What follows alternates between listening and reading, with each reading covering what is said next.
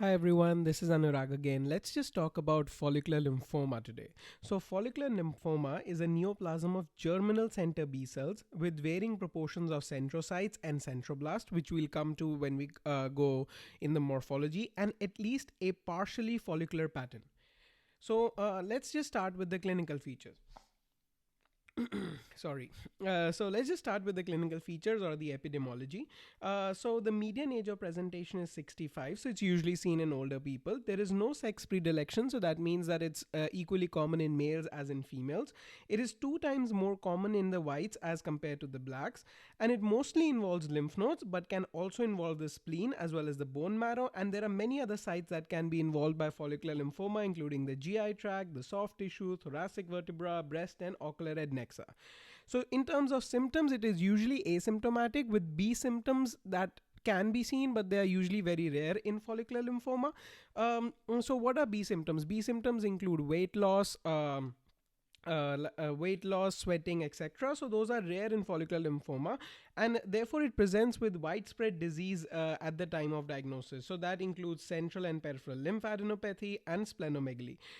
Another important thing about follicular lymphoma is that it may have a waxing and waning course. So what that means is that in patients at one particular moment of time, they might have a large number of swollen lymph nodes, but then even without treatment, those lymph nodes go back to their normal size or become smaller than they were before. So it might just be interpreted as an infection or reactive, or just seasonal allergies. So that's why patients usually present later on with a widespread disease. So what's the etiology of follicular lymphoma? It's largely unknown, but there are some studies that link it with herbicide and pesticide use. Let's now jump on to morphology. So, morphology, macroscopically, it usually presents as a vaguely nodular lymph node, and if we get a spleen, it has a uniform expansion of the white pulp. So white pulp is the part of the spleen that has the lymphoid area, and the red pulp is usually the red blood cells. So microscopically, there are three subtypes of follicular lymphoma: the classic follicular lymphoma, follicular large B cell lymphoma, and follicular lymphoma with uncommon features. So let's just go into them one by one. Let me just start with classic follicular lymphoma, and I'll take you to the images. So these images I have taken from Path Presenter. And I have posted the link below. So let's just start with this case. So this is an example of a lymph node.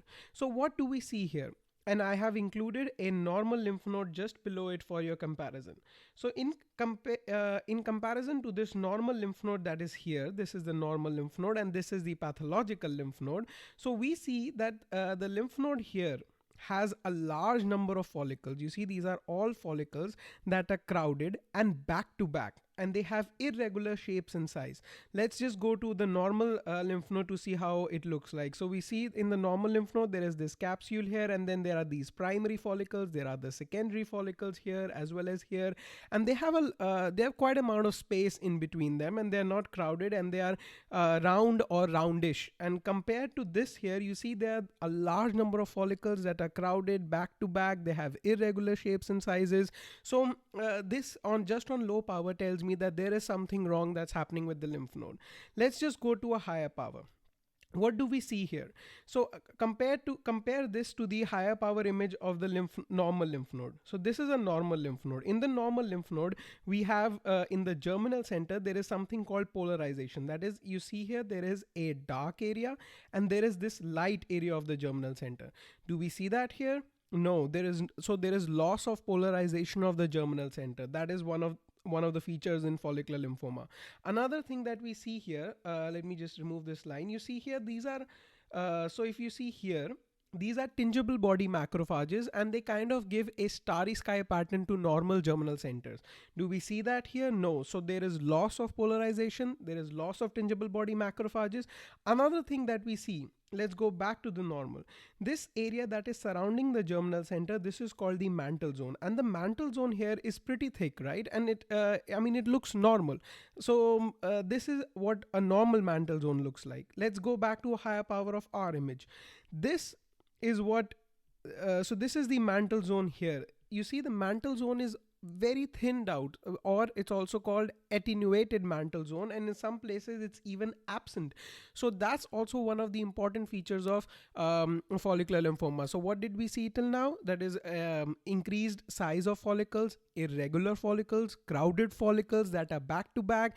There is loss of polarization of the germinal centers, and there is attenuated or absent mantle zones, and there is loss of these tingible body macrophages. Let's go even higher power to our case here. So here in this follicular lymphoma, there are two types of cells that we see. You see there is this type of cell here, and there are these types of cells here. So let's just talk about this type of cell, the bigger cell here. So this cell is a large cell, correct, and it has it's a large cell, and it has these nucleoli here, you see here, here, that are attached to the membrane, and the cytoplasm is vesicular. So let me just draw it here. You see there is this cell looks kind of like this. So if we just join the dot, it becomes a C here. Let me use another pen. So it becomes a C. So this is what is called as a centroblast. And let me just remove all these markings so that you can see the cell again. So this is a centroblast here. And if you look at these cells here, that is these smaller cells here, these kind of have an angulated nuclei like this. So they have an angulated nuclei, they are smaller, they are hyperchromatic, they have more condensed nucleus, they don't have any nucleoli in them. So these are called as centrocytes. So follicular lymphoma usually has a combination of centroblast as well as centrocytes. So this is the morphological characteristics of follicular lymphoma, and let's just quickly go over the text which just summarizes what I'm saying. So again, what did we see? We saw a follicular pattern. The follicles vary in shape and size, and they may face the entire lymph node. The follicles are crowded and back to back. Attenuated mantle zone. Loss of polarization of germinal centers, no tingible body macrophages. It may also involve the interfollicular areas, and we saw two types of cells, that is the centrocytes and centroblasts. Centrocytes a bit larger than the small lymphocytes, having angulated, twisted, elongated nuclei with inconspicuous nucleoli. Centroblasts that are larger with vesicular chromatin and prominent nucleoli on the periphery. And some of the follicular lymphomas can have marginal zone that is and plasmacytoid differentiation, but the typical morphology is what I showed you here. So let's now go to the immunohistochemical characteristics. I don't have the IHC stains, but I have a flow cytometry dot plot for you. So let's see here. So in the first plot, we have CD19 with CD20, which are B cell markers. And we see there are two populations that are positive for these B cell markers. One is the blue population and one is the orange population. The orange population is the population of interest for us here. You see this orange population is again positive for CD22 and 20, which is again B cell marker. And importantly, this orange population is positive for CD10. And the blue population, which are also B cells, they are not positive for CD10. Let's go to the kappa lambda plot that is right here. We see the blue population is very well divided amongst kappa and lambda, but the orange population is all going towards kappa. So we see an abnormal B cell population. Why we know that it's a B cell? Because it's positive for B cell markers like CD19, 20, 22. That's also positive for CD10 and is kappa restricted. So let's go on to the immunohistochemical characteristics. So follicular lymphoma cells are positive for B cell markers CD19, 20, 22, 79A and PAX5. They're positive for surface immunoglobulin. They're positive for germinal center markers, which was CD10. CD10 and BCL6 are germinal center markers. Other germinal center markers are GSET1 and GSET2. And another very important marker is BCL2. So BCL2 is positive in the follicular lymphoma. That is, if we do a BCL2 immunohistochemical stain and we did it on, say, a normal lymph node, this area inside the germinal center will be negative for BCL2. Whereas in a follicular lymphoma, if we did a BCL2 stain here, all of this area inside the germinal center, everything will be positive for BCL2. So BCL2 is usually very helpful in follicular lymphoma cases. Sometimes, in our immunohistochemical staining characteristics, for immunohistochemical staining, we use an antibody to BCL2, and that antibody binds to a particular antigen for a particular antigen to detect the presence of BCL2 or not. So what happens if that antigen is mutated? So even if that lymphoma is positive for BCL2, our antibody won't be able to detect that antigen. So that is why sometimes follicular lymphoma may be negative for BCL2 if there is a mutation in that antigen. So try using a different antibody for BCL2 before making a final diagnosis that it's BCL2 negative. The Ki67 is usually very low. Okay, the next is next subtype is follicular large B cell lymphoma. It was formerly called follicular lymphoma grade 3B, and we'll come to grading later on. It is very closely related to diffuse large B cell lymphoma.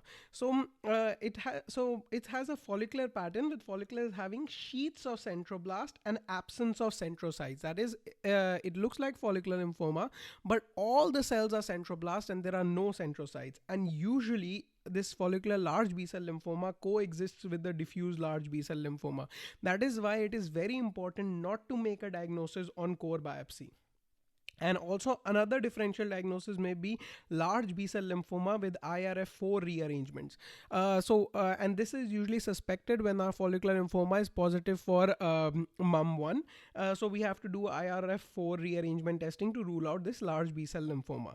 Then follicular lymphoma with unusual characteristics, that is, sometimes they might have blastoid morphology, sometimes they may have large centrocyte morphology, may have higher Ki67 and M.B.B.S expression, but for this category we need more data on prognosis and classification, so that's why it's still under progress. Now let's get down to grading. According to the newer WHO book, that is a hematopathologic according to the new book for hematopathological tumors for WHO, so I don't know why I'm fumbling. The grading is not that important. Why? Because grade 1, 2 and 3A are kind of treated in a similar way, and it is not very important right now. And 3B is now called follicular large B cell lymphoma, and usually it occurs with diffuse large B cell lymphoma, so that has a completely different treatment. So now it's considered optional to grade, and it depends upon where you're working, the clinical setting. If the clinician or the clinical team wants grading, then we can always provide a grading for them. So grade 1 and 2 will be less than 15 centroblasts per 10 high power field, and grade 3A will be more than 15 centroblasts per 10 high power field. And if we see diffuse sheets of centroblast, now it's called follicular large B cell lymphoma. Now importantly, let's come to molecular, and this is a very important translocation 1418, that occurs between IgH, that is immunoglobulin heavy chain, and BCL2. So what is BCL2? BCL2 is anti-apoptotic. So what does that mean? That means that it stops apoptosis from happening. So in normal germinal centers, we don't want BCL2 in that, because we want normal germinal centers to have apoptosis, so that the bad cells or the bad B cells that are recognizing self antigens or have certain mutations that are not good for the body, they can be killed off. And apoptosis is the process that is used in normal germinal centers. But in follicular lymphoma, because of the presence of this translocation 1418, BCL2 becomes active in the germinal centers as well. So it's an anti-apoptotic protein, so it stops apoptosis from happening. So as a result, the cells that have some mutations that can cause tumors, as well as can recognize self antigens, they are not killed off, and they continue to multiply, and that is one of the events that can lead to follicular lymphoma. Other molecular alterations include copy number alterations. They may have some follicular lymphoma may have rearrangements in BCL6 as well, and some may even lack both BCL2 and BCL6 rearrangements. So for staging for follicular lymphoma, we have the Lugano classification. And for prognosis, follicular lymphoma is an indolent disease with a median survival of more than 17 years with therapy, but it can transform into diffuse large B cell lymphoma, and I have an image for you here. This is again taken from Path Presenter. You see here, this is still a follicular lymphoma with follicles that are back to back, but here you see that the follicles are now kind of going to large sheet. There are still some follicles here, and then they're becoming like sheet-like areas here. Let's go to a higher power for this area.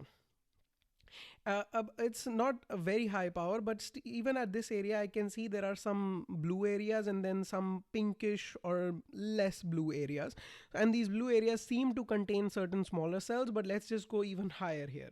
Now here what I can see that these are these smaller lymphocytes here, and then there are these large cells with prominent nucleoli that are like scattered around here.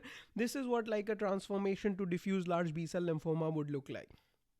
So follicular lymphoma can transform into diffuse large B-cell lymphoma, and this was our short video on follicular lymphoma. And so most of the source of my information is from the WHO classification of hematopathological tumors, 5th edition online.